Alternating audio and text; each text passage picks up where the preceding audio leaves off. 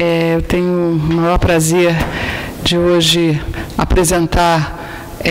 a professora Anabela Busso, que gentilmente aceitou o convite para participar dos seminários de pós-graduação daqui do IESP. Anabela Busso é licenciada em Ciência Política pela Universidade Nacional de Rosário, mestre em Ciências Sociais pela Flaxo, foi secretária acadêmica da faculdade da Flaxo, né? Diretora do Departamento de Relações Internacionais, da Escola de Relações Internacionais da Flaxo, investigadora do CONICET e professora de Relações Internacionais e de Política Internacional e Latino-Americana na Universidade Nacional de Rosário. Recentemente, a Anabela, além de outras publicações, mas recentemente a Anabela publicou um livro organizado pelo CERIR sobre política externa da presidente Cristina Fernandes, e também um capítulo do livro organizado pelo Henrique Perussotti e Carlos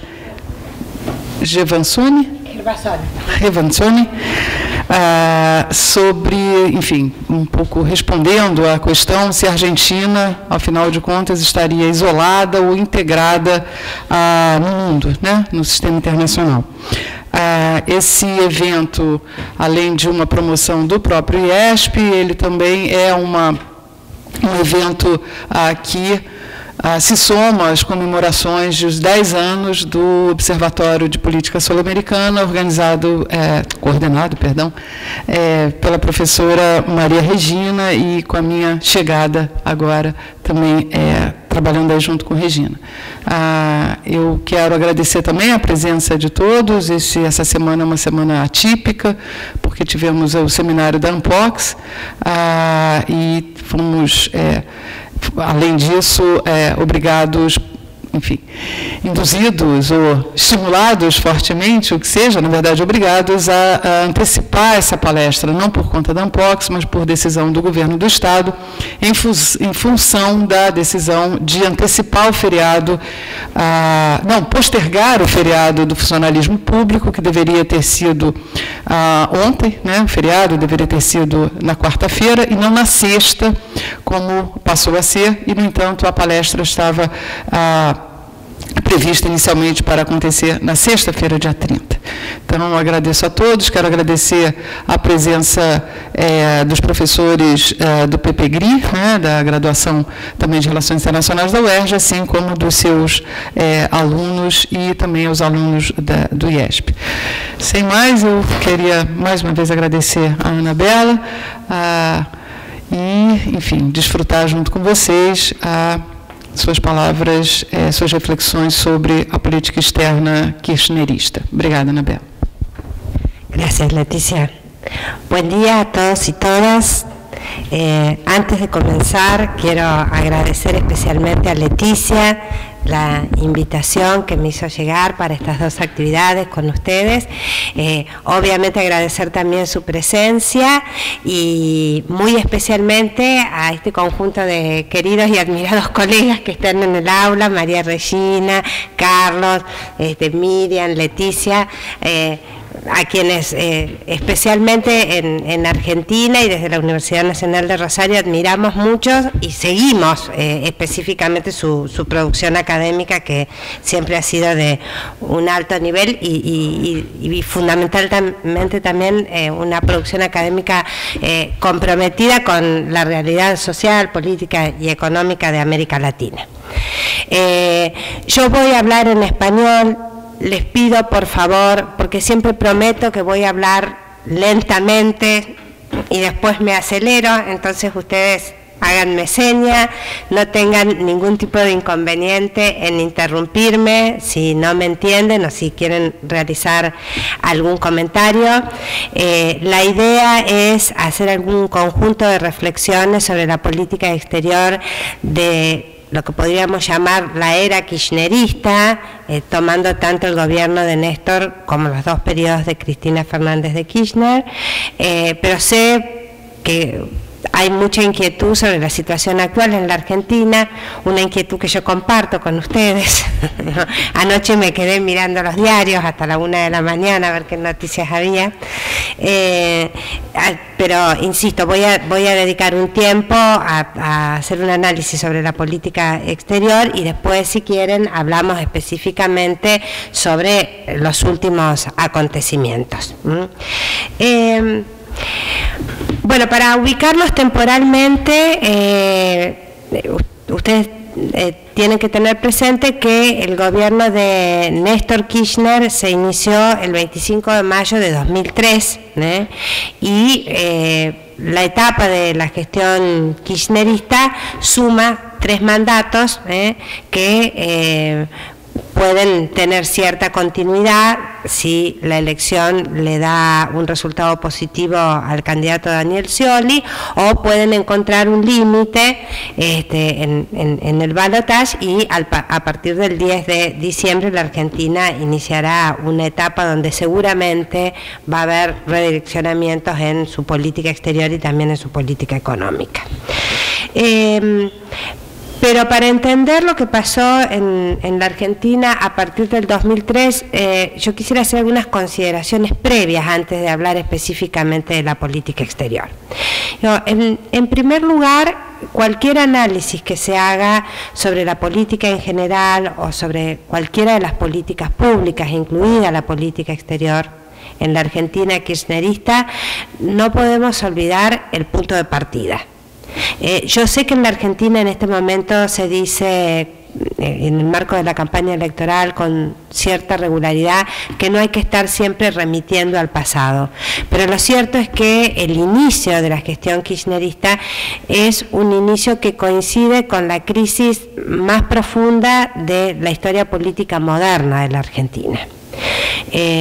Yo ya he escrito varias veces que la redemocratización en Argentina, iniciada en 1983, está muy cruzada por la problemática de las crisis cíclicas.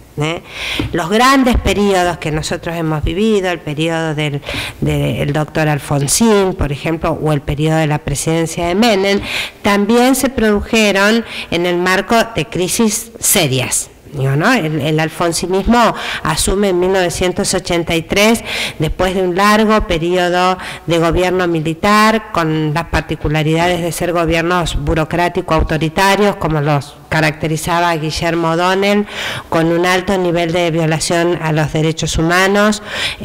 con la consecuencia de tener una crisis económica muy profunda, un nivel de deuda altísimo, que no coincide con la lógica del endeudamiento de Brasil, digamos, ¿no? Que también fue fruto de los gobiernos militares, porque en Argentina todo el proceso de endeudamiento fue al circuito especulativo, al circuito financiero, con lo cual el país sumó esa especulación a una clara política liberal y de privatizaciones que solo conservó para sí aquellas empresas que estaban en manos de los militares y que los propios militares se negaron a privatizar a pesar de las presiones del ministro de Economía de entonces, Martínez de Oz, porque era el único instrumento de poder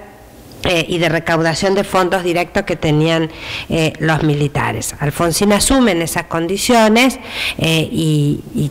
la democracia argentina nace sometida a un proceso de endeudamiento y a una amenaza de la continuidad institucional muy marcada. Bueno, eso va a hacer que, más allá del apoyo que recibió el doctor Alfonsín, cuando él finalice su mandato, lo haga en el marco de otra crisis económica muy profunda también, derivada no solo de la deuda, sino de del estallido de una experiencia hiperinflacionaria. La Argentina es un país que tenía tradición inflacionaria, la tiene todavía, pero la experiencia de la hiperinflación es una experiencia que marcó muchísimo a los argentinos. Ustedes tengan en cuenta que en el último año de gobierno de Alfonsín y el primer año de gobierno de Menem, el incremento de los precios en un año rondó el 5.000%. Entonces, Yo a veces comento estas cuestiones porque, bueno, en aquella época yo era joven, recuerdo que estaba recién nombrada en la universidad y cobrábamos los sueldos y automáticamente iba y lo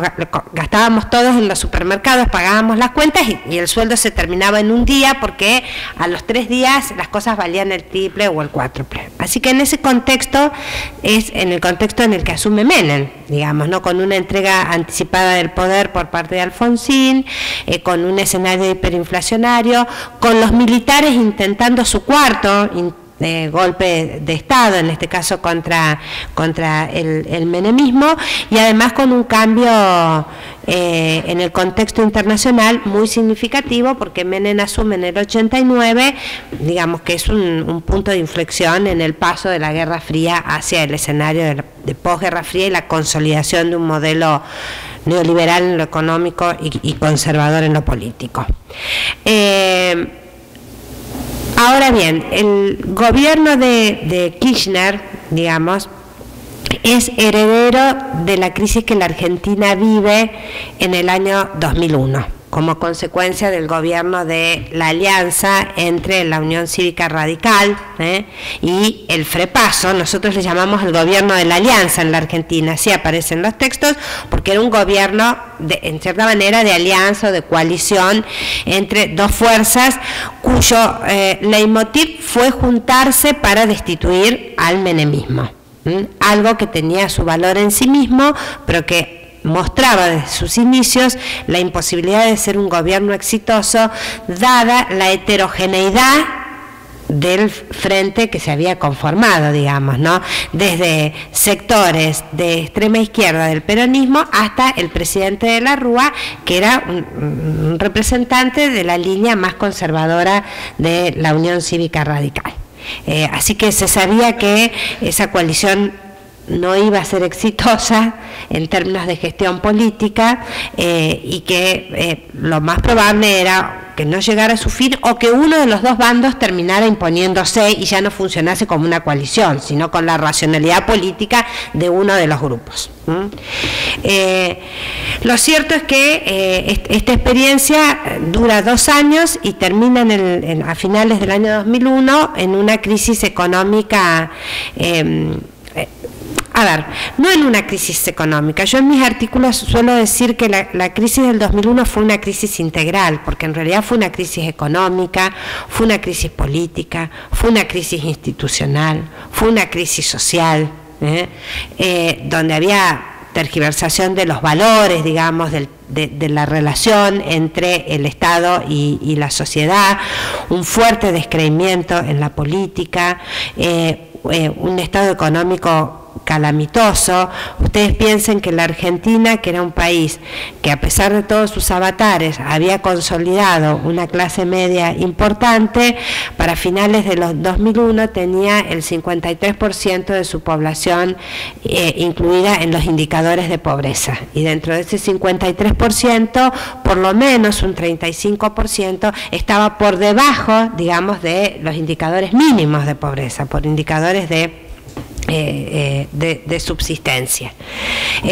Teníamos cuasimonedas, o sea, en un país federal. Ustedes imagínense si en Brasil ustedes tuvieran, el real, pero el estado de Río de Janeiro tiene un papelito que vale tal cosa, el de San Pablo otra cosa, el de Minas Gerais otro valor. Entonces uno no podía transitar de un estado al otro porque se hacía imposible, digamos, usar los patacones que nos daban en Buenos Aires para pagar en la provincia de Santa Fe, donde yo vivía, que bueno, fue una de las pocas provincias, debo aclarar, que mantuvo el peso argentino, pero la situación era extremadamente caótica.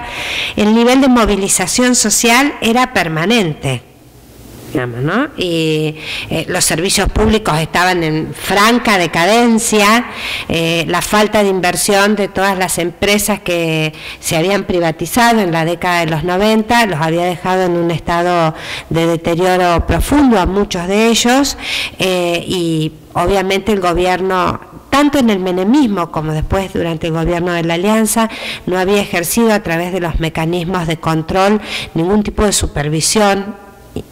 significativa sobre esas empresas concesionadas, y además, las modalidades de protesta que aparecieron, como los llamados piquetes, que eran los cortes de ruta o de calle, impedía prácticamente la libre circulación por las rutas del país, y ni que hablar en los grandes centros urbanos, donde siempre uno quedaba trabado en el marco de esa situación. Y por otro lado, el gobierno de la Rúa, sobre su final también, vuelve a nombrar ministro de Economía a Domingo Cavallo, que era quien había sido ministro de Economía con el menemismo y el creador del plan de convertibilidad, que establecía que un peso era igual a $1, y que fue un plan que inicialmente se diseñó para interrumpir de manera abrupta el proceso hiperinflacionario, y que después, como la gente estaba tan aterrada con la inflación, el gobierno lo fue utilizando como un recurso de captación de voluntades, porque todo el mundo estaba contento, eso también hay que decirlo, con que se hubiese terminado el escenario hiperinflacionario, pero esa política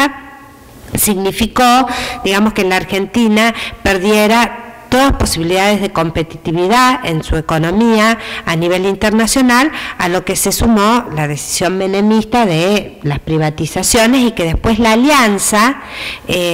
no modificó, porque ese es un dato importante a tener en cuenta. El gobierno de la alianza, que siguió al menemismo,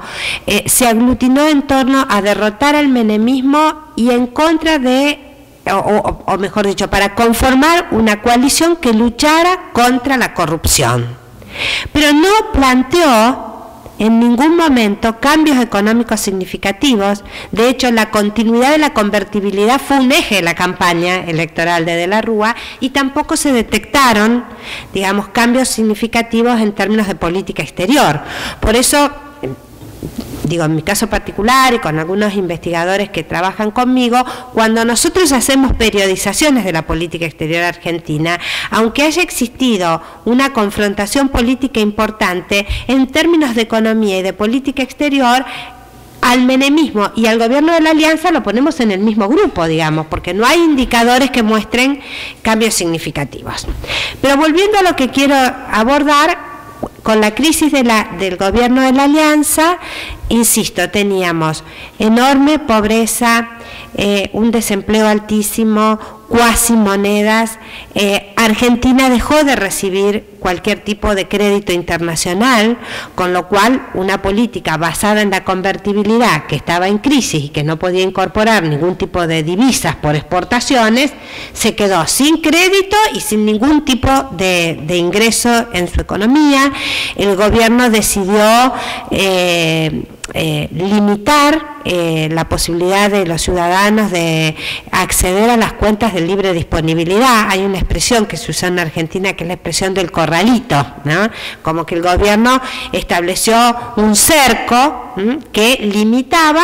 que, por ejemplo, yo pudiera ir y sacar la plata que tenía depositada en mi caja de ahorro, que a lo mejor era plata de mi sueldo. Eso se podía hacer esporádicamente. Y después existió otro inconveniente, que era el tema de que en Argentina, como había régimen de convertibilidad, uno depositaba un peso y se suponía que tenía $1, digamos, ¿no? Y también había gente que había depositado dólares, que después tampoco los pudo recuperar plenamente porque no había esa cantidad de dólares para devolver. Bueno, en este contexto de demandas enormes para la renuncia del presidente de la Rúa y de un escenario de ingobernabilidad creciente, de la Rúa declara el estado de sitio. Las manifestaciones no se detienen, y entre el 19 y el 21 de noviembre de 2001 se produce un número importante de muertes en la Argentina, que supera las 40 personas, entre las cuales 9 eran niños que por distintas acciones de las fuerzas de seguridad terminan falleciendo en el marco de las manifestaciones, y esto conduce a la renuncia de De la Rúa y al famoso episodio de la semana de los 5 presidentes, digamos, ¿no? Donde uno va contando desde De la Rúa hasta la decisión de la asunción del presidente Duhalde. Duhalde encara un gobierno de transición muy problemático también, pero que de cualquier manera deja 2 o 3 cuestiones importantes en términos positivos para el gobierno de Kirchner. Uno de ellos es el diseño de algunas políticas sociales de emergencia a los efectos de evitar una mayor confrontación y una mayor violencia civil en el país. Se conocieron como Plan Trabajar, Plan Amas de Casa y demás, que eran planes de asistencia social, y después de un fallido primer ministro de Economía, que fue Remeslenikov, que había sido ministro de Economía de Duhalde en la provincia de Buenos Aires,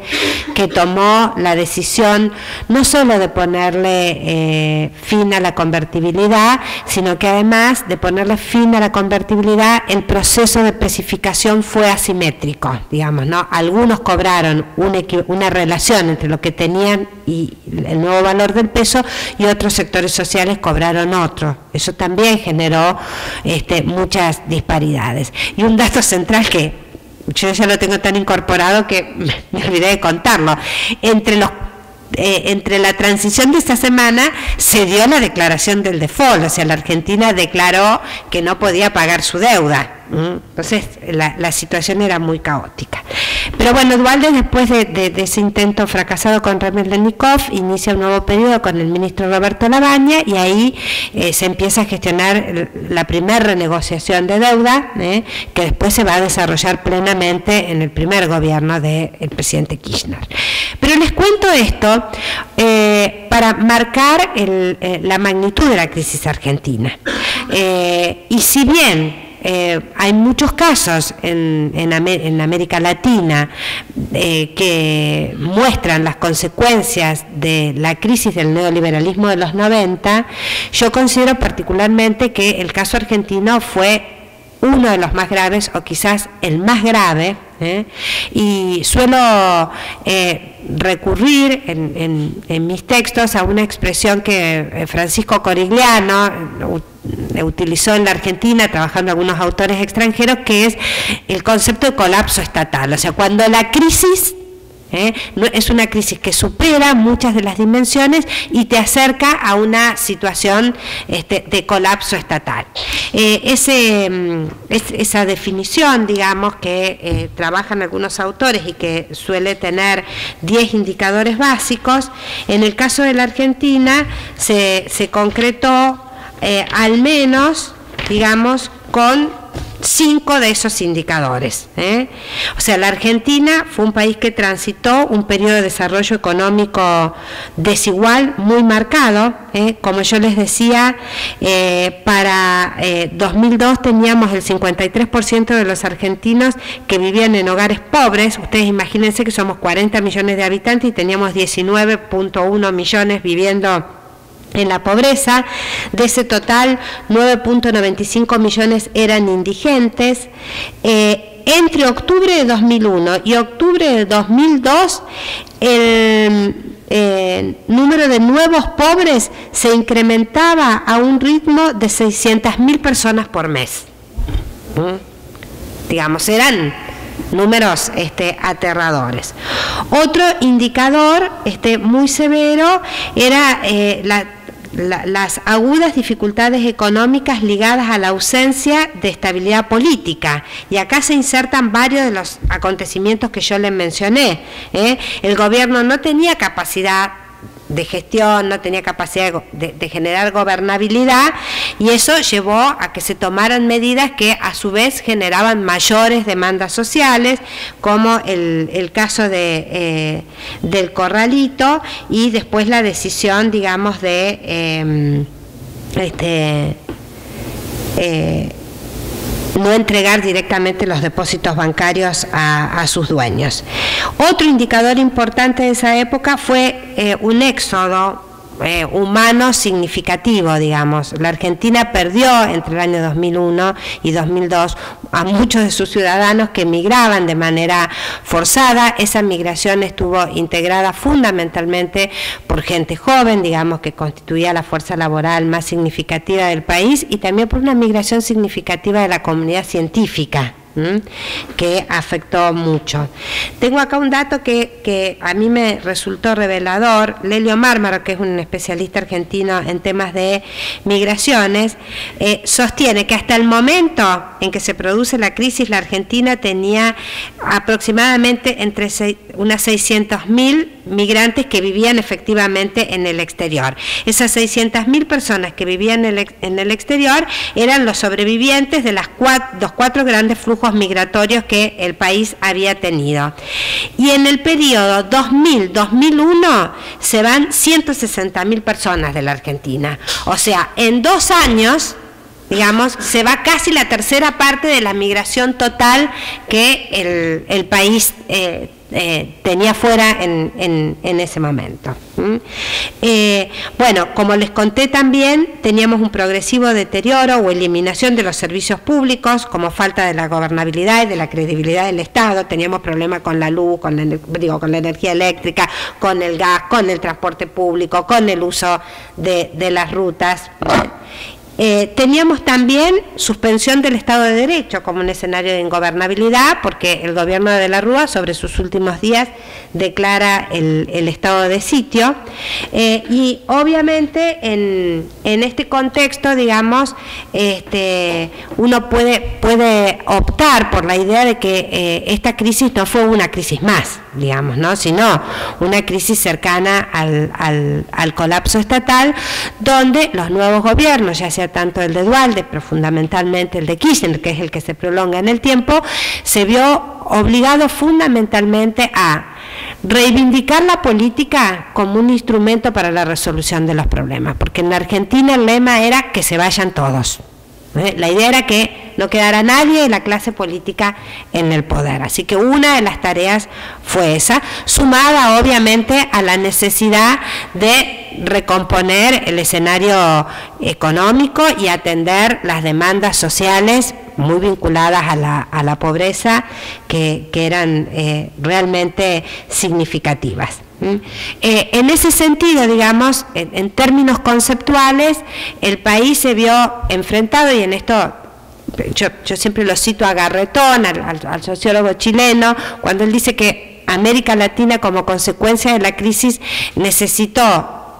recomponer las relaciones entre el Estado y la sociedad, y dentro de ese proceso generar una propuesta económica y política que le permitiera a los países lidiar con un escenario económico globalizado e internacionalizado que en muchas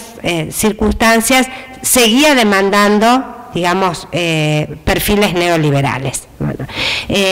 Néstor Kirchner inicia esta tarea muy concentrado en el conjunto de políticas públicas que él consideraba más importante, y yo les diría que es verdad cuando los críticos de Kirchner dicen que la política exterior no era su principal motivación, digamos, no era es más o menos la diferencia entre Lula y Dilma, digamos, en cuanto a la conducta hacia el exterior. Bueno, Kirchner no era un amante del escenario internacional, ¿no? Sin embargo, la política exterior va a recibir, digamos, una serie de impactos provenientes de la situación doméstica en la Argentina que la van a terminar formateando, le van a terminar dando forma esa condicionalidad doméstica muy significativa. Y el tema central en este sentido es la renegociación de la deuda para la salida de la situación de default o de moratoria. Este tema va a ser el tema central de la acción externa del gobierno de Kirchner desde que asume hasta al menos febrero-marzo del 2005, cuando sale la primera renegociación de deuda. Y esto implicó algunas consecuencias importantes, digamos, ¿no? Si bien Kirchner siempre mencionaba el tema de que Argentina debía privilegiar su inserción latinoamericana, siempre estuvo presente la idea de la patria grande, también es verdad que Argentina necesitaba de Estados Unidos en ese proceso de negociación para poder renegociar su deuda soberana y poder hacerlo en ciertas condiciones de equidad. Esto es lo que implicó, digamos, que sin tener una política de alineamiento, el vínculo con los Estados Unidos durante los primeros 2 años del gobierno de Kirchner fuese un vínculo importante y fluido, que no estuvo administrado principalmente por la Cancillería. La Cancillería acompañó ese proceso, pero en realidad esa gestión la manejó fundamentalmente el Ministerio de Economía con las distintas subsecretarías que estaban afectadas al proceso de renegociación de deuda soberana, que era un proceso llamativo porque hasta ese momento, ese fue la crisis de deuda soberana más importante de la historia de la economía mundial. Después, bueno, no superó la griega y las situaciones actuales, pero en ese momento fue una crisis muy importante. Ustedes se preguntarán, bueno, ¿qué es lo que pasaba? ¿Por qué la Argentina recurrió a los Estados Unidos? Bueno, porque la Argentina tenía muchos de sus títulos de deuda emitidos bajo justicia de Nueva York, como se ve después posteriormente con la crisis de los fondos buitres, porque Argentina optó, digamos, por declarar el default hacia sus acreedores privados, pero no hacia los organismos multilaterales de crédito, y necesitaba que los organismos multilaterales de crédito, sobre todo el Fondo Monetario y el Banco Mundial, participaran de ese proceso de renegociación de deuda, y Estados Unidos tiene un voto calificado en esos organismos. Y por otro lado, en el marco de esta desgracia, tuvimos una bendición bastante acotada, que fue que este proceso de renegociación de deuda se inicia con Duhalde en el año 2002, cuando todavía la administración del presidente George Bush hijo estaba en términos económicos regida por su primer secretario del Tesoro, Paul O'Neill, que era un secretario del Tesoro que consideraba que el exceso de poder del sector financiero transnacional, canalizado en Estados Unidos por su bolsa, por Wall Street, estaba teniendo un nivel de jerarquía en el proceso de toma de decisiones de la política y de la economía mundial que deterioraba la propia capacidad de decisión del Estado norteamericano. Entonces, no porque Paul O'Neill fuese pro Argentina, porque nos criticaba todo el día, sino como consecuencia de la agenda global de los Estados Unidos, que tuvo durante ese periodo, que fue un periodo de 2 años, una política más a favor de los sectores productivos que de los sectores financieros. Estados Unidos decidió apoyar a la Argentina en ese proceso de renegociación. A diferencia de la administración Clinton, la gestión de Bush abandonó las políticas de salvataje para las crisis financieras de envergadura, consideró que había un riesgo moral que los sectores financieros transnacionales, que habían tenido enormes ganancias, no estaban asumiendo, que tenía que volver a existir una relación, digamos, dentro del mismo ámbito del mercado, donde uno hiciera un cálculo del riesgo para inversiones que daban alto rendimiento de manera especulativa,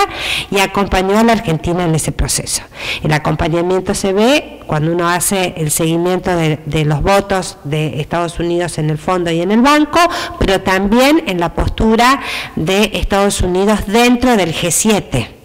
Y esto fue muy importante porque buena parte de los bonistas argentinos que habían comprado deuda argentina y que estaban en default eran japoneses, italianos, franceses, con lo cual era necesario, digamos, que esos gobiernos que estaban todos en contra de la situación de Argentina tuvieran una posición más moderada.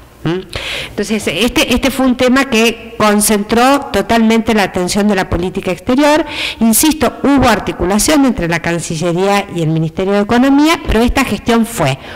una gestión presidencial y una gestión del Ministerio de Economía, fundamentalmente del ministro Roberto Lavagna y de alguno de sus asesores. Digamos, ¿no? Esto también es importante marcarlo porque después de esta experiencia, digamos, que continuó con la lógica argentina de que los ministros de Economía eran determinantes en el proceso de formación de políticas públicas, esa tradición se interrumpió. Yo no sé si se va a volver a instaurar, pero desde que Kirchner le pidió la renuncia al ministro Lavagna hasta la actualidad, la conducción económica es una conducción importante, pero es una del escenario doméstico. Como él lo dijo no solo en la Asamblea General de Naciones Unidas, sino en varios de sus discursos, los muertos no pagan. O sea que nadie le podía cobrar deudas a los muertos, con lo cual la Argentina tenía que poder renacer, resurgir para poder pagar su deuda. Y ese resurgimiento tenía que estar ligado a un modelo neodesarrollista que se inscribía, digamos, en la lógica predominante de la región en el 2003, 2004, 2005, digo, eso después se va a ir incentivando, obviamente, con el triunfo de Lula en el 2006, con Evo, con Correa, digamos, en esa ola se inscribió todo ese proceso. Y además también Kirchner corrige el proceso de negociación en la República Argentina, porque en la época del menemismo y de la alianza, en Argentina se había instalado fuertemente el supuesto de que las condiciones del neoliberalismo y de la globalización eran condiciones indiscutibles, con lo cual cualquier proceso de negociación que involucrara esos temas implicaba que un país débil no podía decir que no, porque la globalización y el neoliberalismo era un dato dado, un dato de la realidad, y la única posibilidad existente era insertarse en esa dinámica a nivel global, cualquiera fuesen sus costos. Entonces Kirchner debate esa cuestión y dice, no, la Argentina es un país soberano con todas sus limitaciones, que tiene una realidad doméstica que es muy compleja y que va a decir que sí en algunas circunstancias, pero también va a decir que no si considera que esto va a afectar esta posibilidad. Entonces, como consecuencia de esta primera etapa, digo, si bien Kirchner no hace una manifestación expresa ni definiciones de política exterior y demás,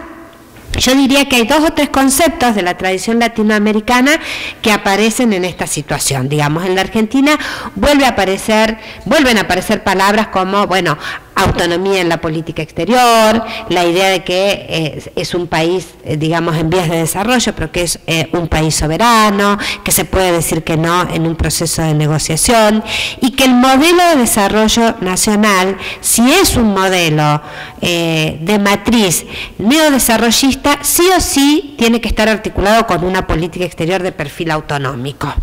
que tenga contactos con el mundo, que tenga una matriz diversificada, pero que a su vez entienda que el contexto regional es el contexto prioritario, el contexto de los amigos, de los iguales, de aquellas naciones con las cuales la Argentina tenía que convivir. La otra cuestión que yo he rescatado en este último tiempo es que, a mi entender, la idea, digamos, kirchnerista de inserción internacional no es muy diferente a la idea que primó en la etapa del menemismo. Porque digo, a Menem le tocó una crisis muy profunda. ¿Y cuál fue la reacción del menemismo? La única opción de la Argentina es acoplarse a la dinámica mundial. Y la dinámica mundial de los 90 era una dinámica de una nueva Pax Americana con globalización y neoliberalismo. Entonces, se pensó que una inserción exitosa era una inserción donde la Argentina debía decir que sí a todas esas tendencias, donde insertarse exitosamente pasaba por la noción de acoplarse sin debatir, digamos, a las dinámicas mundiales. De hecho, bueno, lo charlábamos hace un rato, hubo inclusive una producción teórica en ese sentido muy importante en los 90, que fue la teoría del realismo periférico de Carlos Escudé, aunque Escudé siempre argumentó, y a esto hay que reconocérselo, que Argentina se tenía que reservar, digamos, una posición más dura para aquellos temas que afectaban la calidad de vida socioeconómica del país. Bueno, y esto es lo que varias veces yo he charlado con Carlos Escudé. Le digo, lo que pasa, Carlos, es que la idea del acoplamiento a la potencia predominante implica que muchas veces esa potencia predominante te determina el modelo de desarrollo. Y eso es lo que digamos, hace ver al realismo periférico directamente como un enfoque teórico, digamos, que favoreció la sumisión, el alineamiento con los intereses norteamericanos. En el kirchnerismo, la presencia, yo creo que apagué mi celular, ¿será el mío? Bueno, ahora me voy a fijar. En el kirchnerismo la idea es distinta, y yo creo que lo que mejor representa la idea kirchnerista es alguna producción histórica de nuestro país, como por ejemplo la del doctor Aldo Ferrer. Digamos, Aldo Ferrer, para que ustedes se ubiquen en nuestra literatura,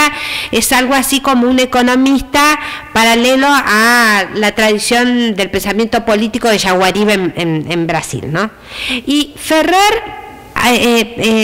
tiene, digamos, una idea básica, no me quiero equivocar en el concepto que él utiliza, que es el concepto de densidad nacional. Un minuto. Es probable que en vez de apagarlo lo haya prendido. Efectivamente.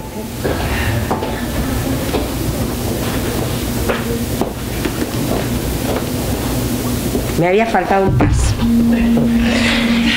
Este concepto de densidad nacional que maneja Ferrer es un concepto que se basa fundamentalmente en la idea de que los países se construyen de adentro hacia afuera, y no directamente en el acoplamiento a las líneas internacionales. Entonces, en esa construcción de adentro hacia afuera, para conseguir densidad nacional, bueno, él da una serie de indicadores como conseguir cohesión social,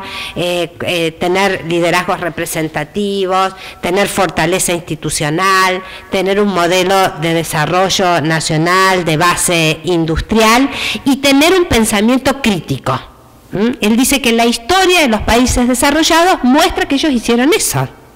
y consiguieron buenos resultados, y que por lo tanto, digamos, la Argentina, que en su visión es un país, digamos, con una historia corta, de 200 años, debe remitirse a esa manera de pensar su inserción en el mundo. Y bueno, y en cierta forma el kirchnerismo adopta esta lógica, de pensar que el país tiene que consolidarse internamente para proyectarse internacionalmente. Eso, en términos conceptuales, significa que hay una fuerte prevalencia de la condicionalidad doméstica en el proceso de formulación de política exterior. Aunque no esté dicho así en los discursos, digamos, porque Kirchner no teorizaba, pero decía, yo voy a pensar el mundo en argentino. Yo no voy a negociar nada que signifique cambiar el modelo de desarrollo.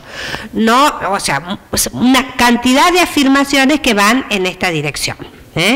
Y uno puede relevar información que se identifique con los indicadores que utiliza Aldo Ferrer, digo, porque el kirchnerismo trabajó por la cohesión social, digamos, a través no solo de los planes sociales, sino de la generación de empleo, el aumento de los presupuestos para salud, del presupuesto para educación pública.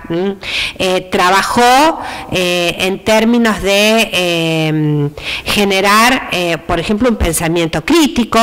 algo que se debate mucho en la Argentina. Digo, en relaciones internacionales esto se ve fundamentalmente en la posición crítica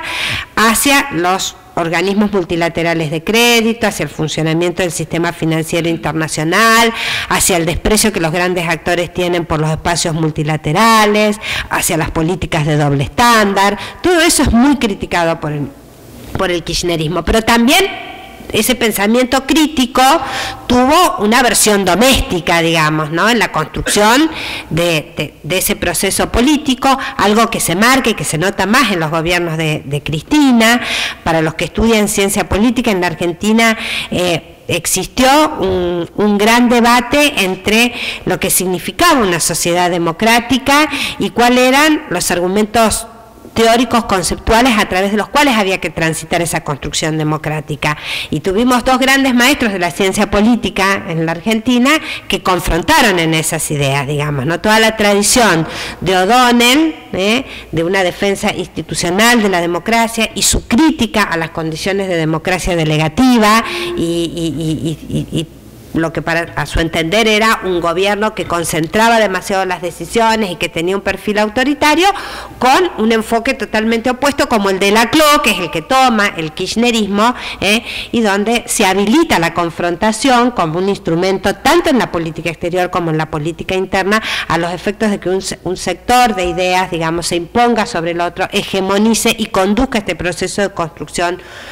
política de manera exitosa y tomando en cuenta los intereses sociales. Así que también hubo en ese sentido un esfuerzo para la producción de un pensamiento crítico. Esto que yo estoy mencionando parte aguas en la Argentina, ¿no?, porque la sociedad está la mitad de cada lado, pero lo cierto es que eso se dio. Y por otro lado, dentro de los indicadores de Ferrer, también la idea de que el país debía volver a reindustrializarse fue una base central de la política kirchnerista. Ahora, Kirchner llevó adelante todo este proceso, y aunque este proceso significó un fuerte escenario de confrontación a nivel internacional, con muchos actores que habían sido amigos de la Argentina en la década de los 90, sean actores gubernamentales o no gubernamentales, como las empresas que habían participado del proceso de privatizaciones, tuvo éxito porque la sociedad argentina entendió que esas políticas representaban los intereses que en ese momento había que defender para salir de la crisis. Es verdad, como sostienen muchos autores, que los contextos de crisis suelen favorecer la concentración de las decisiones, porque bueno, la población, después de una situación de anomia tan grave como la que vivió Argentina, prefería que el gobierno tome decisiones antes que evaluar la calidad del proceso institucional que se transitaba para tomar esa decisión. Pero insisto en esto, digamos, la sociedad argentina acompañó ese proceso kirchnerista de manera notoria, porque Kirchner, cuando terminó su mandato, uno revisa las encuestas y cualquiera de los indicadores de medición de apoyo popular para cualquier política pública, todos dan, digamos, entre el 50 y el 70%, o sea que se fue de su mandato positivamente. Esta dinámica de política exterior, digamos, que se estructura sobre el debate de la deuda en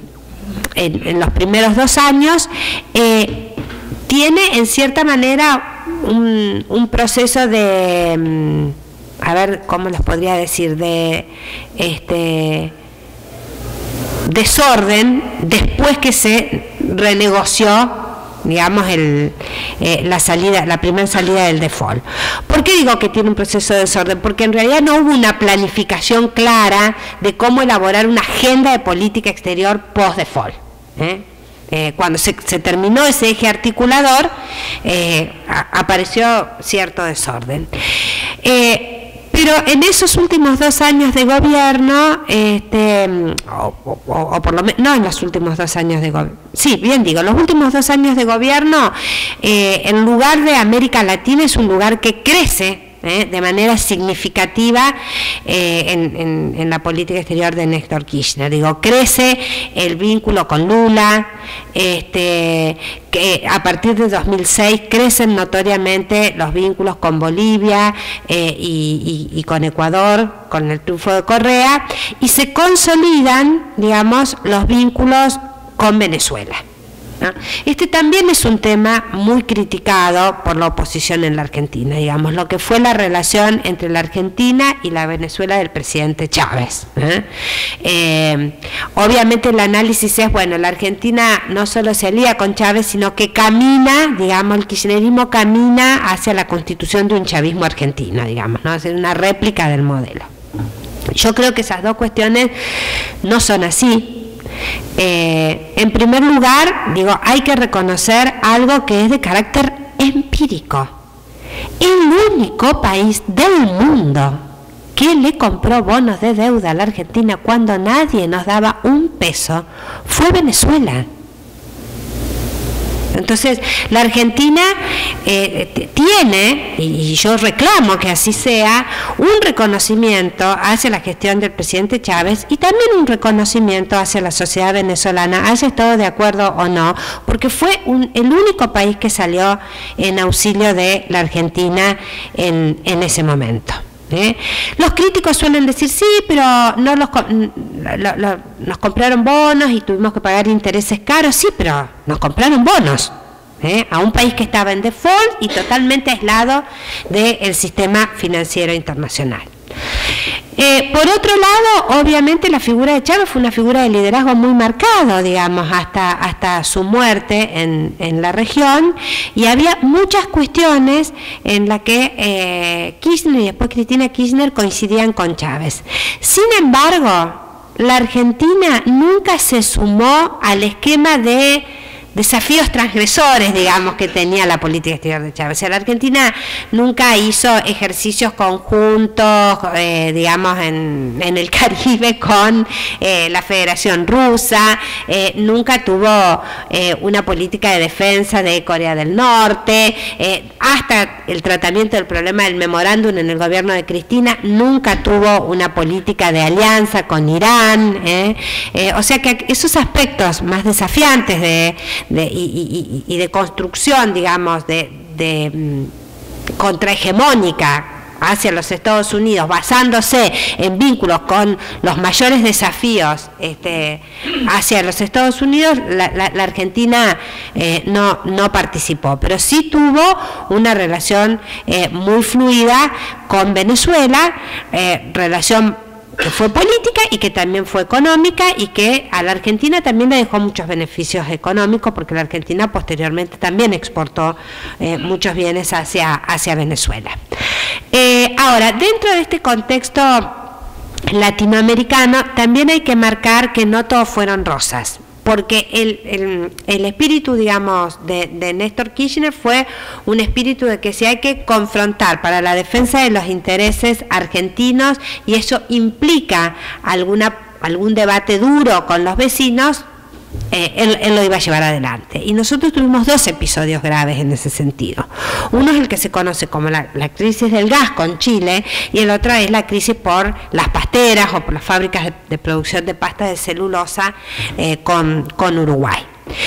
En el caso de la crisis del gas, es una crisis temprana porque acontece en el año 2004. Argentina tenía firmado con Chile un convenio de venta de gas, me parece que era un convenio del año 1995,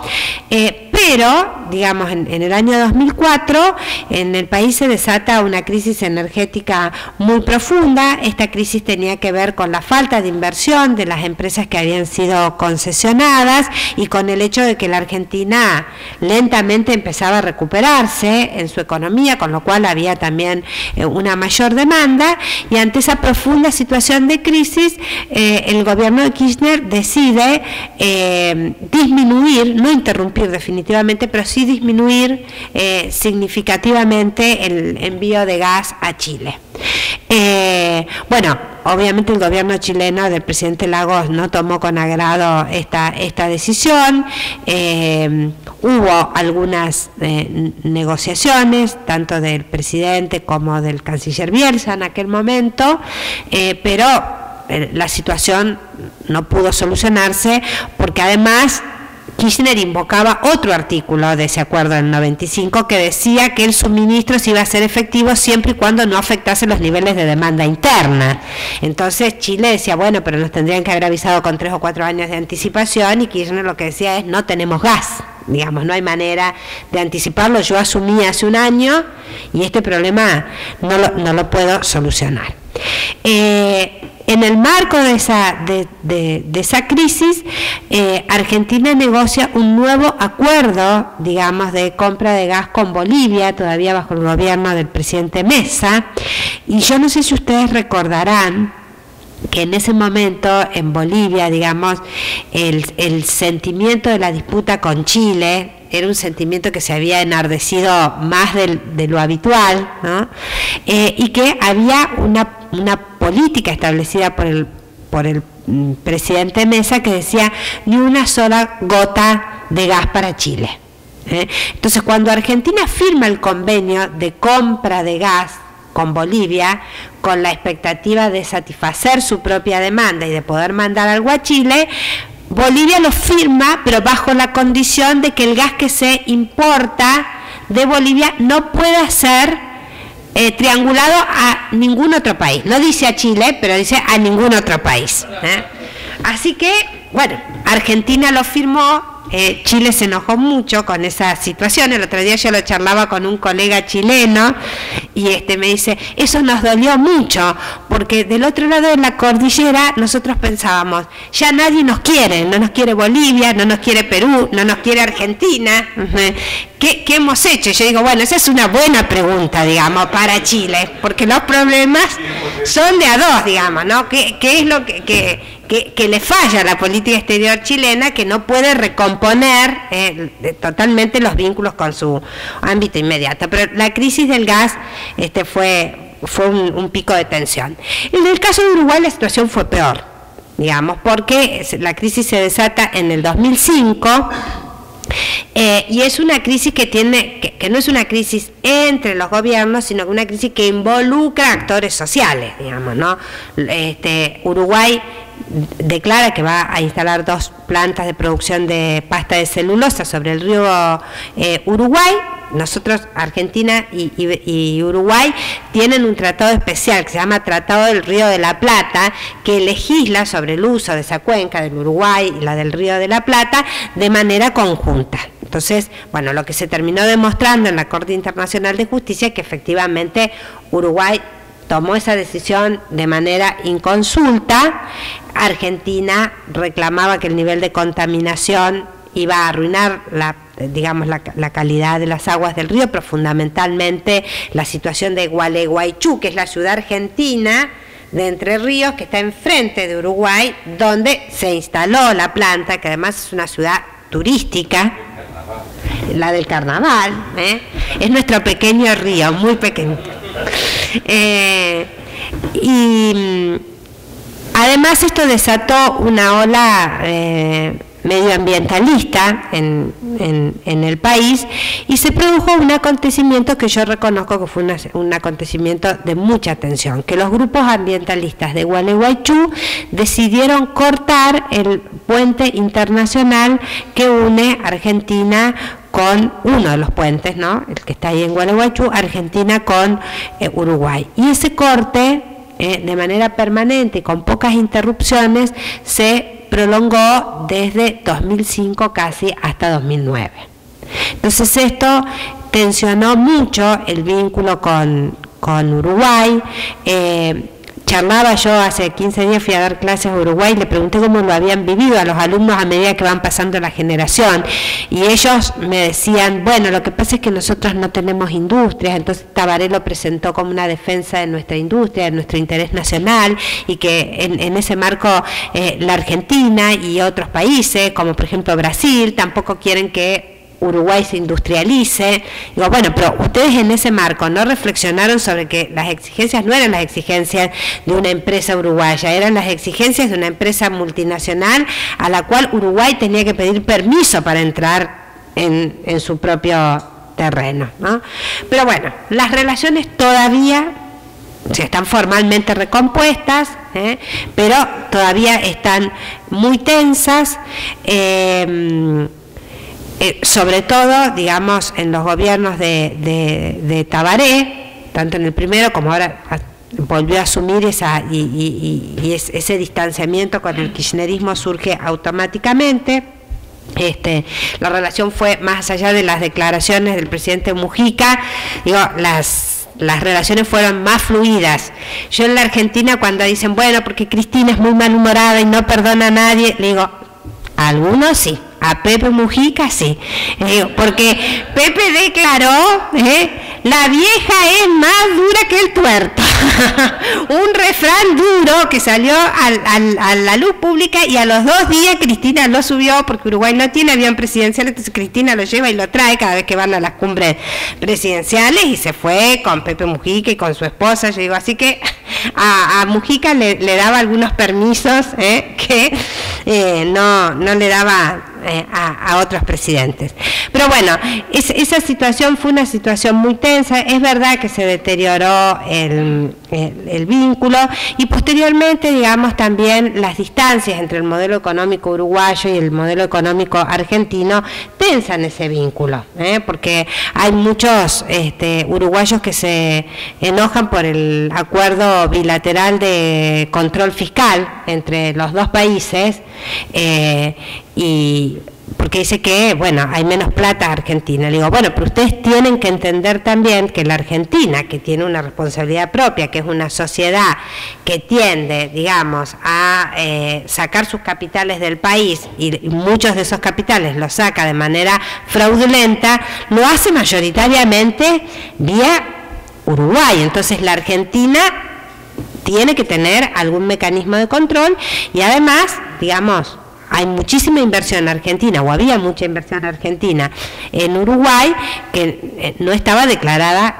en el fisco argentino. Pero digo, los escenarios de tensión con América Latina fueron esos. Con Brasil, y ya pasó al periodo de Cristina, yo creo que la relación fue una relación que tendió a consolidarse, al menos en términos políticos, a medida que fue pasando el tiempo. En la etapa inicial también hubo algunos cortocircuitos, fundamentalmente porque como la Argentina tenía muchas necesidades económicas, Kirchner era un fanático de la consolidación del Mercosur en su dimensión, digamos, de comercio, inversiones conjuntas y demás, con lo cual, cuando sale la propuesta de Brasil de la Comunidad Sudamericana de Naciones, en primera instancia no la tomó con mucho agrado. De hecho, no fue a la cumbre de Cusco, pero digamos, con el paso del tiempo esa situación fue cambiando, y después, cuando la comunidad se convirtió en UNASUR, la Argentina ya tenía un compromiso importante con ese proyecto, y de hecho Kirchner fue el primer secretario general de la UNASUR. El gobierno de Cristina es un gobierno que también tiene distintas etapas. Quizás la más simple de las divisiones sea su primer mandato y su segundo mandato. Cuando se produce la campaña electoral, lo que decían los analistas políticos, los artículos de diarios, que ahora la política exterior iba a tener un lugar importante, porque Cristina era mucho más internacionalista que Néstor. A ella sí le interesaban esos temas. Además, lo había acompañado a él primero como senadora y como primera dama en muchas de las gestiones internacionales. Sin embargo, cuando Cristina gana en el 2007, a poco de andar se van a producir dos acontecimientos que van a generar que tanto la situación internacional como interna transite por hechos bastante críticos, ¿no? El primer acontecimiento fue que a 2 meses de asumir Cristina, un fiscal del estado de Florida denuncia que la valija que la Policía Aeronáutica la Policía Aeronáutica Argentina había detenido a un ciudadano venezolano que había ingresado al país con $800.000. Entonces habían incautado ese dinero, y eso estaba bajo situación judicial. Entonces un fiscal del estado de Florida, en los Estados Unidos, declara que en realidad esa era plata venezolana que entraba ilegalmente a la Argentina para los movimientos sociales y para la campaña de Cristina Kirchner con Cobo. Así que bueno, Cristina montó en cólera, denunció que eso era una operación de la CIA, y eso tensa el vínculo con los Estados Unidos, digamos, que era un vínculo que ya había quedado, digamos, muy afectado por la decisión de Kirchner y los otros miembros del Mercosur en la Cumbre de las Américas de Mar del Plata de rechazar el proyecto del ALCA. Ahí Bush se fue muy enojado de la Argentina por ese motivo, se fue muy enojado porque Argentina permitió la organización de una contracumbre en la cual no fueron las autoridades argentinas, pero sí fue Evo, sí fue Chávez, sí fue Maradona, todos los partidos de izquierda, bueno. Así que Bush estaba muy enojado con eso.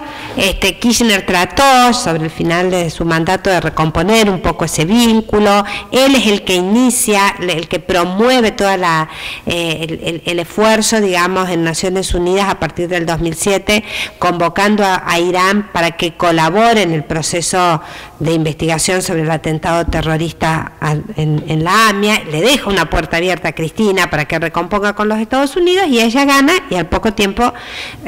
surge este acontecimiento que lesiona el vínculo con los Estados Unidos, que es un vínculo que en la Argentina va a ser muy fluctuante, porque va a ir desde una crisis a un intento de recomposición, una crisis a un intento de recomposición, hasta la actualidad, y que lo que hay que tener en cuenta es que cuando hay intentos de recomposición, esos intentos de recomposición no tienen nada que ver con la lógica del alineamiento de los 90, sino tienen que ver con otro tipo de diálogo, menos confrontativo, pero no de alineamiento. Y el otro tema doméstico que afecta muchísimo el tema de la política en general y también de la política exterior es lo que ustedes deben haber visto en algunos textos que aconteció en la Argentina y que se dio a llamar el conflicto con el campo, o el conflicto del campo. Bueno, como consecuencia de una resolución del Ministerio de Economía de incrementar la carga impositiva para las exportaciones de granos, y especialmente las exportaciones de soja,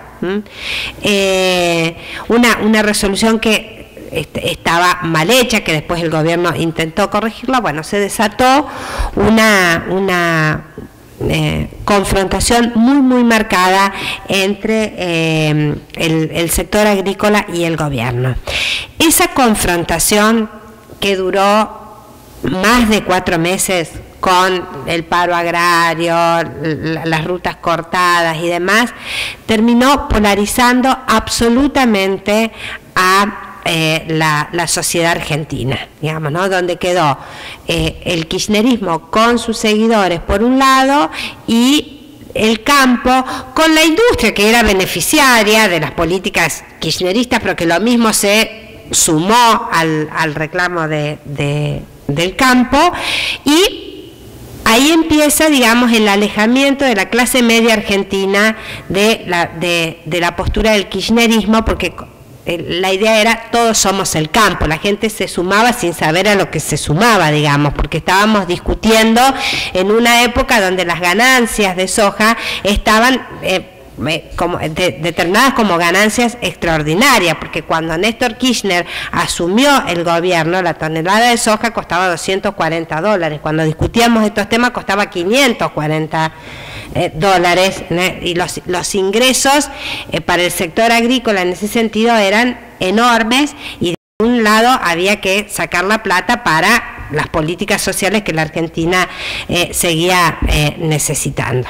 Pero bueno, esto aumentó la confrontación. El componente ideológico es un componente que creció enormemente dentro de esa confrontación, y aquí aparece algo que, bueno, en Brasil también está, que es el rol de los medios de comunicación. ¿Por qué? Porque lo que en Argentina se llama medios de, o por lo menos el kirchnerismo y la literatura especializada llama medios hegemónicos, fundamentalmente el Grupo Clarín, también la Nación, habían tenido una conducta bastante tranquila durante el gobierno de Néstor Kirchner. Pero ¿esto a qué se debe? Esto se debe a que cuando Kirchner asumió, los medios de comunicación estaban todos quebrados. Y como la Argentina no se podía dar el lujo de generar más desempleo, el kirchnerismo hizo varias concesiones, digamos, hizo prórroga de los créditos, concedió nuevas licencias de las que estaban mal dadas, que había que controlar, permitió eso. Cuando se empieza a debatir que esa situación tendría que ir cambiando, eso se superpone con el conflicto del campo, después vendría el famoso debate sobre la nueva ley de medios audiovisuales, y eso produce una ruptura que es una ruptura en términos de guerra. En términos de guerra. Y que obviamente ustedes no saben lo que es en estos 2 o 3 días con este resultado electoral.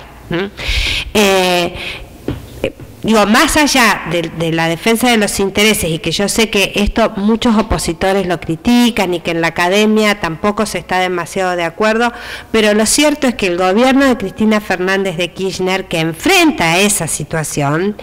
vive muchas instancias de lo que en la Argentina los académicos que siguen el kirchnerismo llamaron instancias destituyentes.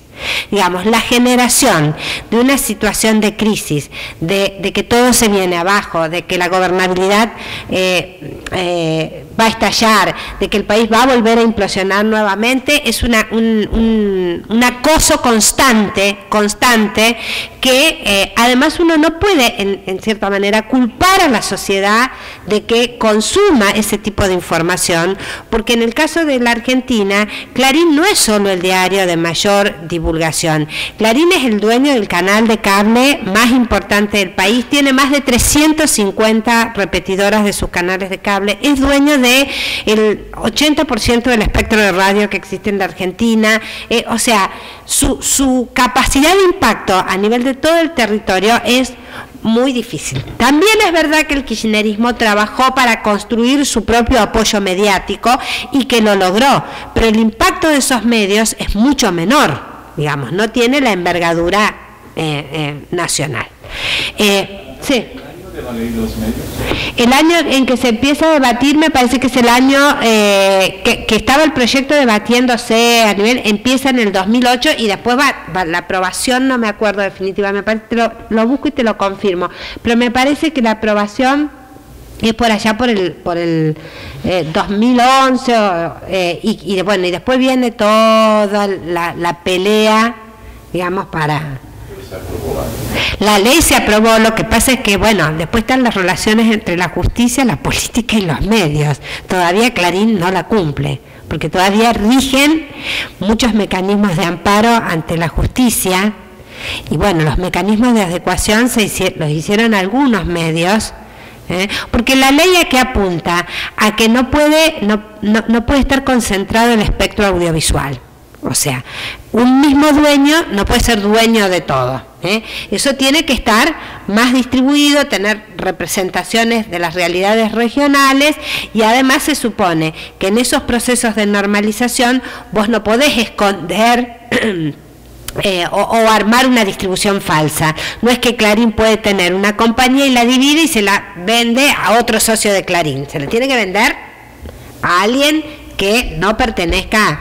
a ese circuito. Pero bueno, el tema con Clarín es un tema que llega hasta nuestros días y es un debate que ha llevado a tomar posiciones en la Argentina, posiciones muy enfrentadas entre sí, y también debo reconocer que en esta instancia, por lo menos en el último año y medio, es un debate que en términos sociales agobia. Es como que la gente también está cansada de todo lo que Clarín dice del gobierno y de todo lo que el gobierno dice de Clarín, porque se ha constituido en una confrontación de todos los días, y que uno ve que ninguna es objetiva. Yo particularmente era una persona que consultaba mucho el diario Clarín impreso, pero lo dejé de comprar porque me afectaba emocionalmente. Yo me levantaba,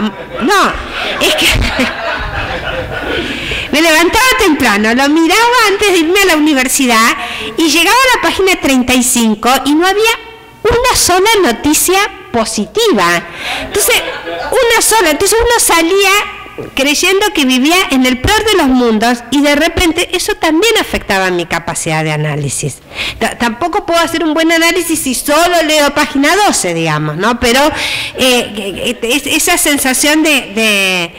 angustia, digamos, y después uno empezó a descubrir que existían otras realidades, buenas o malas, que la Argentina no era un paraíso, como decía el gobierno, pero que tampoco era la catástrofe que planteaba Clarín. Pero bueno, los medios de comunicación se convirtieron en actores protagónicos, que después redefinieron sus propias alianzas hegemónicas. Entonces, bueno, uno hoy en la Argentina eso lo puede ver, que hay una línea de acuerdo entre empresas como Techin, agrupaciones como la Sociedad Rural, diarios de tradición liberal como La Nación, más Clarín, que es de todos ellos, digamos, quizás el actor económico más importante, con mayor capacidad de impacto, y el que tiene la mayor decisión de decir: quiero este presidente y voy a trabajar para que el presidente que la Argentina tenga sea el presidente que nosotros consideramos que puede defender nuestros intereses. Trabaja con esa vocación.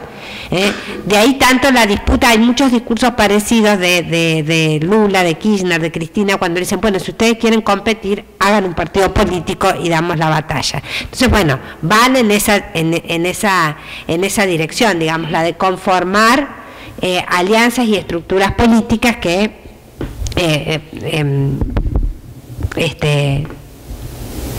le permitan participar del proceso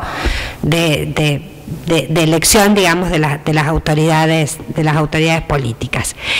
Superada, digamos, esta instancia, no superada, porque es una instancia que cruza todo el periodo, pero digo, la crisis en sí misma, las notas más importantes de la política exterior de Cristina tienen que ver con ahora sí una rejerarquización total de la región. O sea, cuando uno hace un relevamiento de la acción internacional de Cristina, si bien va al G20, va a Naciones Unidas y demás, digo, su primer periodo es un periodo donde uno la ve a la presidenta además muy cómoda, muy plena, muy identificada ideológicamente con la realidad latinoamericana, muy especialmente también la realidad sudamericana. Digo, esta fue la etapa donde se vivieron las distintas crisis entre Colombia y Ecuador, la crisis las varias crisis entre Colombia y Venezuela, la crisis de Honduras, la creación de la UNASUR, el tema del debate en Buenos Aires sobre el acuerdo entre Estados Unidos y Colombia para el uso de las bases militares. Bueno, en todo ese sentido hubo mucha actividad que obviamente en la Argentina era una actividad que era muy avalada por los seguidores del gobierno y muy criticada por la oposición, en tanto decían que la Argentina se enrolaba en la dinámica de los populismos y no de una izquierda moderna, digamos. La Argentina no era Bachelet ni era Tabaré, la Argentina era Evo, era Correa, o era Chávez, digamos, ¿no? Entonces esa era una crítica importante. Otro acontecimiento también significativo de la gestión de Cristina es el tema de decidir avanzar en la renegociación de deuda que había quedado pendiente. O sea, Kirchner hizo una primer renegociación de deuda que alcanzó, si yo mal no recuerdo, no tomen esto como un dato real, pero me parece que el 63-64% de la deuda, que se renegoció con una quita del 70% del valor de los bonos. Así que se había establecido una ley cerrojo, que era una ley que decía, bueno, los que no entraron no van a poder negociar más. Bueno, Cristina negocia con el Congreso abrir esa ley y volver a negociar con los acreedores que habían quedado fuera de la primera renegociación de deuda. Esa renegociación es exitosa, se da en el año 2010, y eso es lo que permite que la Argentina llegue a tener renegociado el 93% de su deuda soberana. O sea, nos quedó pendiente el 7%, y dentro de ese 7%, un 1% es el que componen los fondos buitres que litigian con la Argentina en Nueva York. Ese fue un acontecimiento también importante. Ahora, el segundo gobierno de Cristina,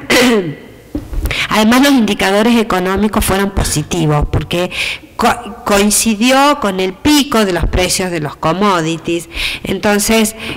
digamos, había mucha política social, y un dato que es importante, que bueno, por ahí se trabaja menos, que también es la fuerte inversión en el ámbito de ciencia y tecnología, digamos, ¿no? Que eso es una continuidad entre Néstor y Cristina, pero cuyos resultados se vieron más claramente en el gobierno de Cristina, digo, porque el plan satelital es un plan que inaugura Néstor Kirchner en el año 2006, pero bueno, más allá de satélites menores, el ARSAT-1 se lanzó el año pasado y el ARSAT-2 se lanzó este año, y eso le permitió a la Argentina ubicarse entre los 12 países del mundo que producen y colocan en el espacio satélites comunicacionales. Voy a dar un dato que tengo que verificarlo, pero me lo dijo un colega, ¿no? y que demuestra el nivel de tensión. El ARSAT-2 es un satélite que ya no cubre solo el territorio argentino, sino que es de cobertura hemisférica, todo el continente americano, con lo cual puede vender servicios de comunicaciones a los países de la región. Obviamente, tanto las empresas televisivas, de telecomunicación y demás, le compran al satélite argentino. Según me informaron, pero insisto, tengo que testear, el único medio, digamos, que no le compra información satelital al ARSAT es Canal 13, que es de Clarín, y TN, que le compran la información el servicio, digamos, de información a una empresa americana. Así que bueno, voy a tratar de confirmar el dato y después se lo cuento por mail para ver si efectivamente es así. Y también digo los desarrollos en términos de política nuclear, y fundamentalmente toda la inversión enorme que se hizo en el ámbito de investigación científico-tecnológica, la cantidad de becarios, de investigadores de CONICET, y fundamentalmente una fuerte inversión en todas las áreas de ciencias duras. Yo doy siempre como ejemplo, nosotros en Rosario tenemos nuestra universidad, en nuestra facultad, mejor dicho, pues no tenemos un campus, pero nuestra facultad está en un lugar que se llama Ciudad Universitaria, más hacia la zona sur, y al lado nuestro había un predio que es del Consejo Nacional de Investigaciones Científicas y Técnicas. Ese predio tenía una serie de edificios abandonados y uno terminado en los últimos 30 años, que era un instituto de investigaciones sobre ciencias de la educación.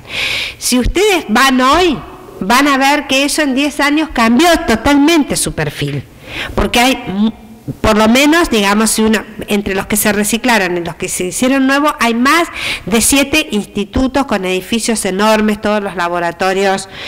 instalados, convenios internacionales, todos los científicos de CONICET trabajando, con un ambiente de producción de conocimiento muy significativo. Y eso es una anécdota en la ciudad de Rosario. Eso se dio en todos los nodos, digamos, que el CONICET tiene en distintas partes del país, que van desde el norte hasta Ushuaia, donde también hay centros de investigaciones en biología que son de CONICET. Entonces ahí hay una continuidad, pero digo, esos resultados se han visto más en el periodo de Cristina. Su segundo mandato es un mandato que es... yo diría que es menos lucido, digo, algunas cosas se lucen, como el tema del lanzamiento de los satélites, porque tiene un contexto más desfavorable, tanto interno como internacionalmente. Digo, interno, Cristina inicia su mandato de una manera muy exitosa. Ustedes recuerden que cuando ella estaba transitando su primer gobierno, el 27 de octubre de 2010, fallece el expresidente Kirchner. A ella la toma sobre la última etapa de su gobierno. La afectó, obviamente, tanto desde el punto de vista personal como desde el punto de vista político, porque el expresidente estaba permanentemente, digamos, en la gestión con ella, pero bueno, pasado ese tránsito, hay un enorme crecimiento de la popularidad del kirchnerismo que se demuestra en el escenario de muerte del presidente Kirchner. Ahí hubo muchos sectores de la oposición que se tuvieron que replegar, porque cuando se dio la manifestación masiva de apoyo, digamos, además durante muchos días, eso hizo que muchos sectores de oposición detuvieran un poco su escenario de confrontación, y Cristina gana su segundo mandato con el 54% de los votos, que es en primera vuelta 54% de los votos. Y eso le permite, digamos, que después de un primer año muy conflictivo con la crisis con Estados Unidos, con el conflicto del campo, tenga instrumentos instrumentos políticos, digamos, para afrontar situaciones muy complejas, como por ejemplo la crisis internacional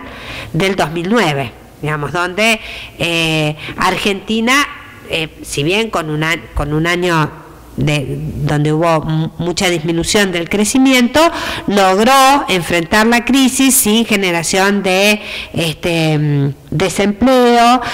Ustedes recuerdan que nosotros todavía no tenemos financiamiento internacional. Argentina, los únicos créditos que recibe son los créditos de los organismos multilaterales, porque Argentina nunca entró en default con los organismos multilaterales de crédito.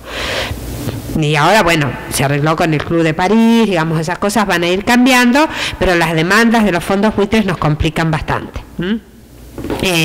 Logró cambiar esa situación del 2009 de manera bastante exitosa, hacer la renegociación de deuda del 2010, y le toca, en función de esta idea de consolidar el modelo de desarrollo, a Cristina Kirchner le tocan tomar las decisiones más duras, porque implican decisiones que involucran muchas discusiones con los actores más poderosos del ámbito nacional. Digamos, la confrontación por la política exterior, por la economía internacional que había llevado Kirchner, siempre fue una confrontación muy marcada de fronteras afuera. Entonces, bueno, cuando vos tenés el 53% de desempleo o de pobreza y decís, bueno, nos vamos a pelear con el Fondo Monetario Internacional, bueno, la gente apoya. Ahora, cuando la idea es, bueno, me voy a pelear con el campo, me voy a pelear con Clarín, tengo que debatir más con este tema de derechos humanos, tengo que enfrentarme con el sector financiero o demás, la situación se complica mucho más. Y Cristina Kirchner tomó algunas decisiones económicas, muchas de ellas tienen un perfil doméstico, pero de fuerte impacto internacional, en continuidad del modelo, que son decisiones mucho más duras en términos políticos que las que le tocó decidir a Néstor Kirchner en su mandato. Digo, por ejemplo, la renacionalización del sistema jubilatorio. O sea, hubo que discutir con todas las administradoras de fondos de pensión, que eran actores privados. El tema de la recuperación y nacionalización de la aerolínea de banderas, de Aerolíneas Argentinas. Eso también implica debatir con España y con los dueños anteriores. Y fundamentalmente la nacionalización del 51% de las acciones de YPF, de la petrolera argentina, en manos de Repsol, que fue una decisión que se tomó porque la Argentina, por falta de inversión de Repsol, llegó en el año 2011 al pico, no solo de la crisis energética en cuanto al suministro, sino al pico de sus finanzas, porque tenía que, para una economía como la Argentina, tener que pagar entre 11.000 y 15.000 millones de dólares para importar energía, llevaba directamente la economía a la quiebra. Pero digo, todas esas negociaciones fueron negociaciones muy duras. Por ejemplo, primero discutir en el Congreso. Por ejemplo, el partido de Macri votó en contra de todas esas alternativas. Una vez que se sacaba en el Congreso, venía todo el escenario de la negociación internacional. Repsol presentó una demanda al CIADI, así que había que negociar también con el CIADI, después conseguir los fondos y la negociación para pagar los costos de la nacionalización que hay que darle a la empresa que se nacionalizó, y eso generaba un enorme debate interno y siempre esta sensación, bueno, ahora implosionamos, ¿no? Esa es una situación recurrente que se dio en la Argentina. Pero a partir de el año 2013 hay dos situaciones que van a complicar mucho el escenario de Cristina. En el ámbito económico, la disminución de los precios de los commodities generó una disminución de ingresos de divisa muy significativo en la Argentina,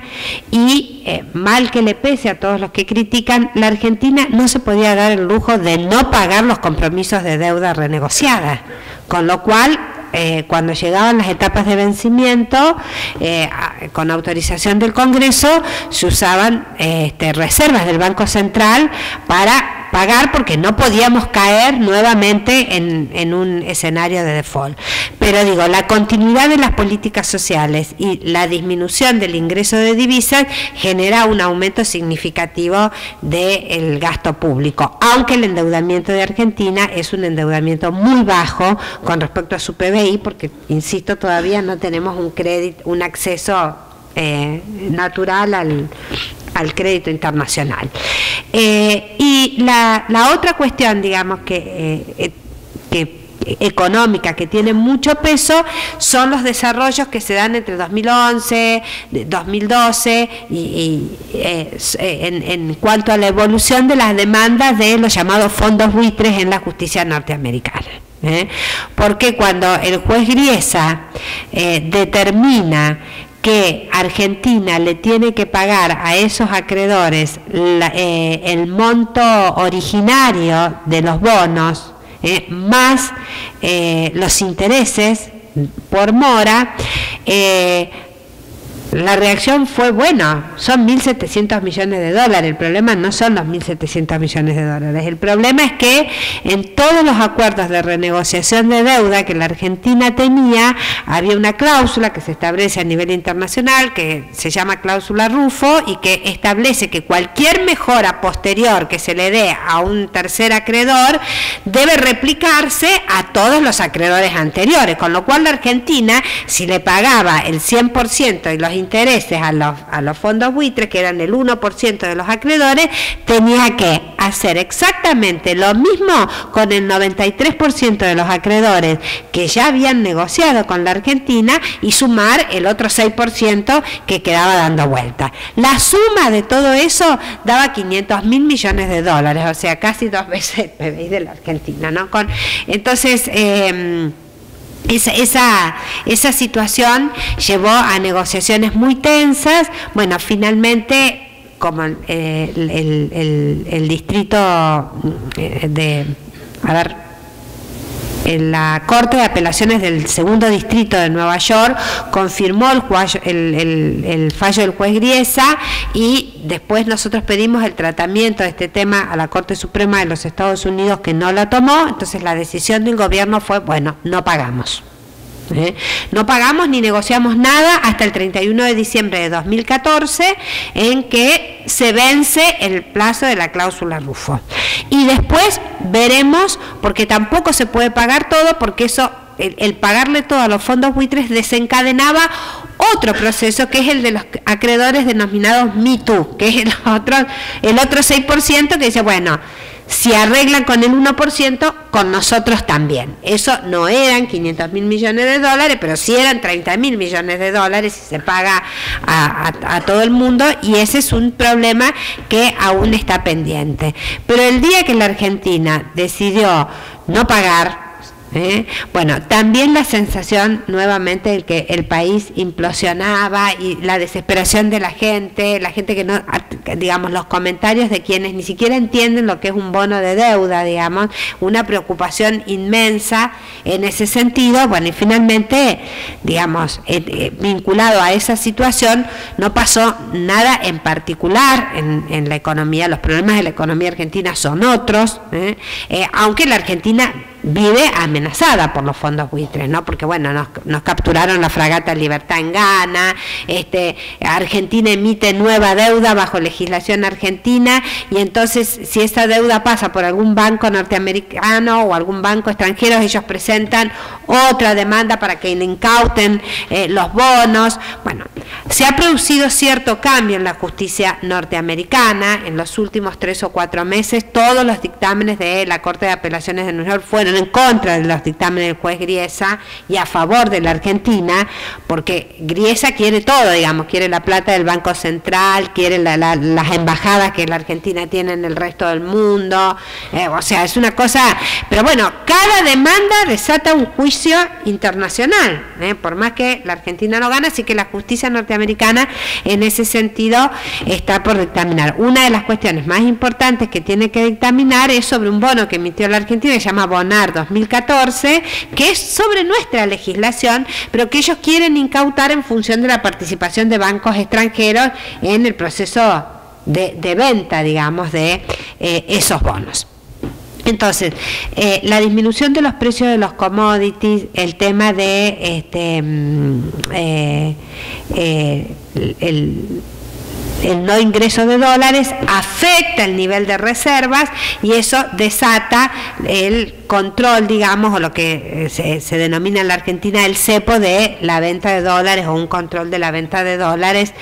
porque efectivamente el gobierno no los tiene, pone todos los dólares que están, se ponen para las importaciones y se vende,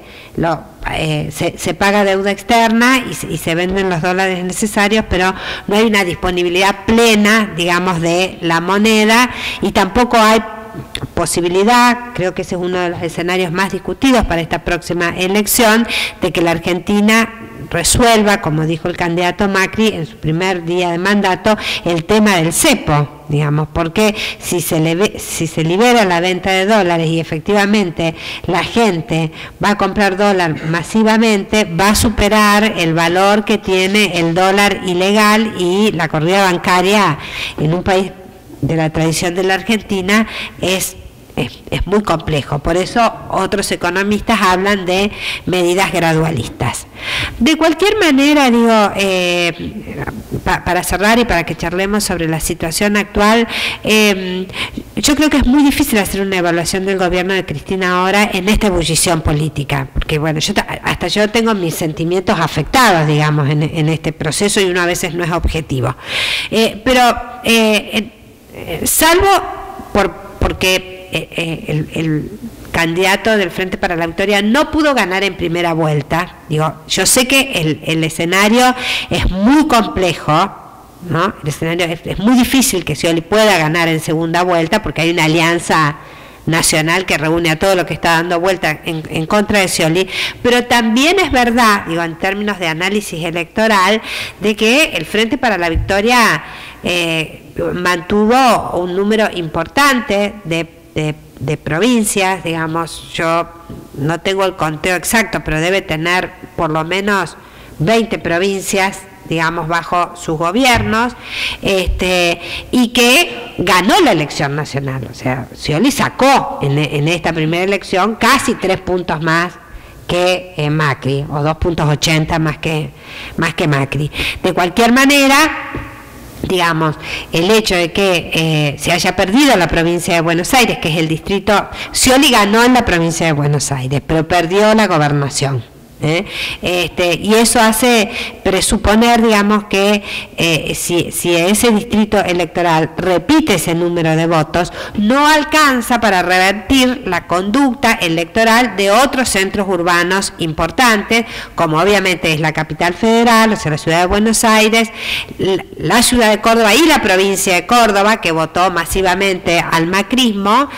o por ejemplo mi provincia, donde el Frente para la Victoria salió segundo, un porcentaje muy bajo, pero el macrismo ganó por 1 punto, por ejemplo. Entonces, esas conductas son difíciles de revertir. En realidad, para poder ganar el balotaje, Scioli tendría que sacar no 3 puntos en la provincia de Buenos Aires, tendría que sacar 6 o 7 puntos de ventaja sobre esa situación.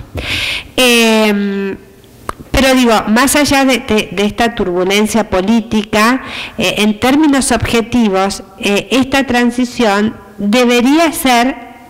la transición más tranquila, digamos, de la Argentina, ya que se llegaría a esa transición sin que haya una crisis de deuda profunda, si bien tenemos una inflación alta que hay que corregir, sí o sí. La inflación de este año es mucho menor que la del año anterior, y la situación económica más grave es la situación vinculada al ingreso de divisas. Y esto, digo, que se viene dando en el gobierno desde el 2011 más o menos en adelante, llevó también a una redefinición importante de la Argentina en sus vínculos por fuera de la región latinoamericana, y que tiene que ver con las crecientes relaciones de Argentina con China y con la Federación Rusa. Digo, son más importantes con China que con la Federación Rusa, pero eso tiene que ver que con China antes la cuestión solo era comercio, después fue inversión y después fue una relación financiera, porque en realidad los 2 últimos créditos swap para que la Argentina pudiese mantener su estabilidad económica vinieron de China. Digo, en el primer gobierno de Cristina habían venido de Brasil, hoy esa situación no se puede dar, digamos, entonces vienen de China y eso redefine el componente del vínculo, porque, bueno, además tenemos déficit comercial, pero digo, ya es un vínculo que tiene connotaciones políticas, ideológicas, financieras, de inversión, de comercio, y que ha desatado, digamos, amores y críticas también. Y en el caso de la Federación Rusa, también una política de inversiones en algunos rubros, si bien la economía rusa no está bien, fueron 2 países de peso que tuvieron un rol determinante en los momentos de negociación más ardua de la Argentina, en estos temas, por ejemplo, de conseguir fondos externos para poder pagar su deuda. Y también, digamos, un logro de la gestión de Cristina es un logro que no tiene un peso jurídico determinante, pero que políticamente es significativo, es que la Argentina negoció durante 2 años un proyecto de resolución de la Asamblea General de la ONU que establece un conjunto de criterios que deberían ser comunes para la renegociación de deudas soberanas en cualquier parte del planeta. Y esa resolución fue apoyada mayoritariamente en la Asamblea General y se consideró un éxito diplomático, donde también el apoyo regional fue muy importante. Creo que la única excepción en ese sentido fue Colombia, que no votó a favor de la resolución, pero que se considera, digamos, que es una especie así de legado de la crisis argentina hacia otros países que también pueden llegar a transitar sobre esa situación. Entonces, digo, hasta hace una semana atrás, la presidenta Cristina Fernández de Kirchner tenía 56, 55, algunas encuestas le daban 57% de popularidad en su retiro. Ahora, yo supongo que estos debates internos post-elecciones van a afectar ese nivel de popularidad, fundamentalmente porque tienden a quebrar o a incrementar la interna dentro del bloque oficialista, digamos, de quién es la responsabilidad. Por otros motivos distintos, es una lógica distinta a la de Brasil, digamos. En el vínculo entre el PT y Dilma, el PT dice Dilma gira a la derecha. En el vínculo entre Cristina y el sionismo, Cristina quiere mantenerse férrea en sus posiciones y el sionismo dice, bueno, si queremos permanecer, tenemos que anunciar cómo vamos a afrontar estos problemas que tenemos, utilizando instrumentos que no sean ni la devaluación ni el ajuste, pero eso significa reconocer que hay algunas dificultades, digamos, ¿no? Entonces me parece que eso altera un poco, o va a alterar el nivel de popularidad de la presidenta. Y digo, la idea en términos de política exterior del oficialismo era, en líneas generales, continuar con las líneas que se habían generado, digamos, de un vínculo muy fuerte con América Latina. Incluso Scioli hizo una gira, digamos, por América Latina, no hace mucho tiempo, continuar los vínculos con China y con la Federación Rusa, y tratar de ver si se podía armar cierto esquema de recomposición con el espectro occidental, o sea, mejorar un poco los vínculos con Europa y con Estados Unidos, pero sin caer en las instancias de alineamiento que habían existido en la década de los 90. Ese no parecería ser el itinerario que pretende el macrismo, digo. Para darle un ejemplo académico, ¿saben quién le mandó una nota de felicitaciones por el porcentaje en las elecciones a Macri y por haber ganado la provincia de Buenos Aires? Francis Fukuyama.